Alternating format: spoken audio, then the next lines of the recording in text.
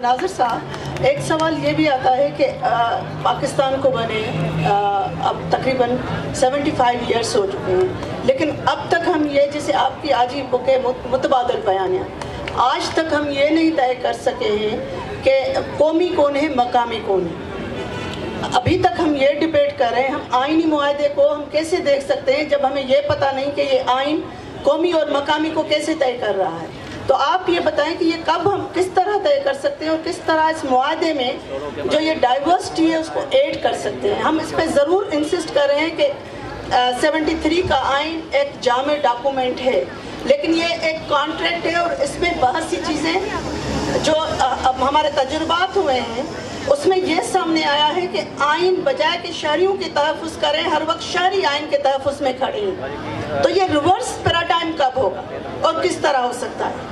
जी, बहुत ये बुनियादी सवाल यही है, और मैं अपनी बात का आगाज़ इसी बात, दो बातों से करूँगा। एक तो ये कि ये जो बार बार दोहराई जा रही है बात कि 1973 का आइन एक जामे डॉक्यूमेंट है, मैं इसको एक जामे डॉक्यूमेंट नहीं मानता बुनियादी तौर पर, क्योंकि इसमें बहुत सारे सुखम हैं, बहुत सारे नक्स हैं इसमें, जिस पर बात करनी ज़रूरी है। और दूसरी बात मैं यहाँ से आगाज़ करूँगा कि मुआहदे को, सोशल कॉन्ट्रैक्ट हो या उमरानी मुआहदा हो, उसको सिर्फ आइन तक महदूद रखना भी ठीक नहीं है। हम लोग जो अभी तक बात कर रहे हैं वो सिर्फ आइन के हवाले से बात कर रहे हैं। मेरे ख्याल में उमरानी मुआहदे में न सिर्फ आइन ज़ाहिर है उसकी एक बुनियादी डॉक्यूमेंट है, लेकिन उसके साथ साथ उसमें वो तमाम कवानीन शामिल होते हैं जो रियासत मुख्तलिफ मकासद के हुसूल के लिए बनाती है, और वो तमाम पॉलिसीज़ जो रियासत अपनाती है जिसके ज़रिए वो आवाम को उनके हुकूक से महरूम रखना चाहती है। ये तीन चीज़ें हैं, तीन पैमाने में है। यानी तीन का मतलब ये कि सबसे पहले आइन के बाद वो तमाम कवानीन जो रियासत बनाती है, और तीसरे वो जो कि बेशक फॉर्मल कवानीन ना हो, यानी उसको पार्लियामेंट के किसी एक्ट के ज़रिए मंजूर ना किया गया हो, लेकिन एक पॉलिसी के ज़रिए उसको लागू कर दिया जाता है। अच्छा, वो पॉलिसी भी नुकसान पहुंचाती है। तो तीन पैमाने पर रियासत जो है वो इमरानी मुआहदे की खिलाफ वर्जी करती है। अब मैं आता हूँ आपके सवाल की तरफ कि ये जो मकामी कौन है और मकामी कौन नहीं है, या ये जो डाइकोटोमी है ये कब तक चलती रहेगी।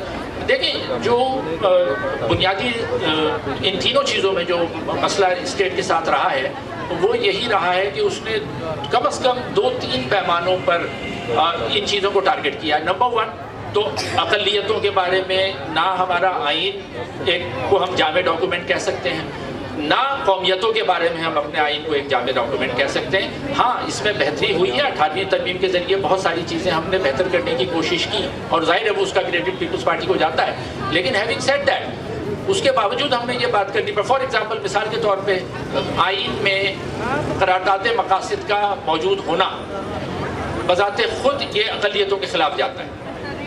और क्यों मकामी और गैर मकामी, अगर हम मकामी की बात करें, अक़लियत सिंध की बात करते हैं, तो मकामी कौन है? सबसे पहले तो मकामी यहाँ के इंडिजिनस लोग हैं जो यहाँ रह रहे हैं। अच्छा, जब वो इंडिजिनस लोग हैं वही इस धरती के सबसे पहले वारिस हैं, और उन्हीं को अगर आइन के ज़रिए भी, कवानीन के ज़रिए भी और पॉलिसीज़ के ज़रिए भी महरूम किया जाएगा, तो हमारा तो डायरेक्ट फिर कॉन्फ्लिक्ट बनेगा ना। हमें ये जल्दिया बदल बात उठानी पड़ेगी। अच्छा, हम ये कह सकते हैं कि जी हम जो बात कर रहे हैं करारदाद मकासद को निकालने की, या जो मैं बात कहता हूँ कि जी separation of church and state, यानी जिसको यूरोप ने या मगरबी ममालिक ने 200-300 साल पहले समझ लिया, वो हम अभी तक नहीं समझ पाए।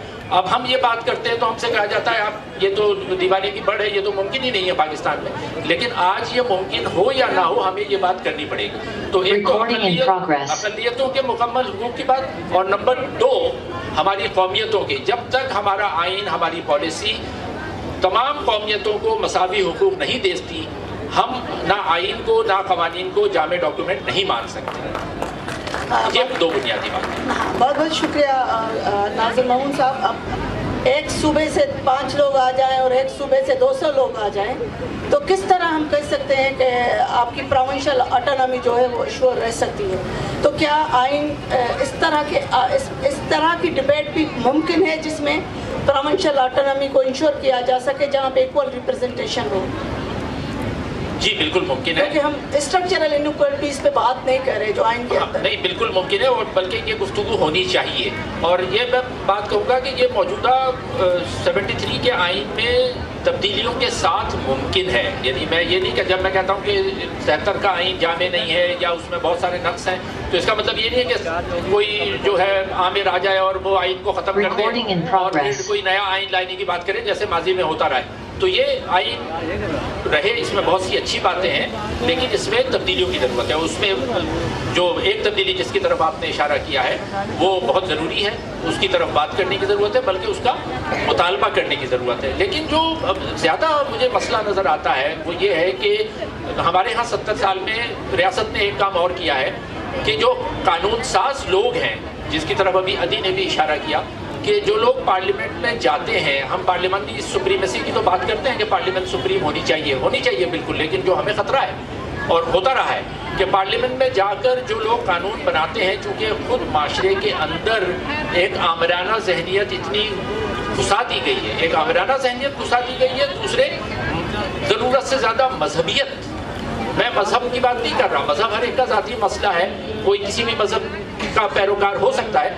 میں مذہبیت یعنی ریلیجیوسٹی کی بات کر رہا ہوں کہ آپ کے تمام سوچ پر, تمام فکر پر ایک خاص طرح کی مذہبی انتہا پسندی ٹھوس دی گئی ہے. اچھا, وہ ٹھوسی گئی مذہبیت جو ہے وہ ہمارے جو ارکان پارلیمنٹ ہیں ان میں بھی نظر آتی ہے, جس کا نتیجہ یہ ہوتا ہے کہ وہ جو قانون بناتے ہیں. اب میں مثال دوں پنجاب کی, اب پنجاب میں وہ مختلف حلف نامے بھروائے جا رہے ہیں.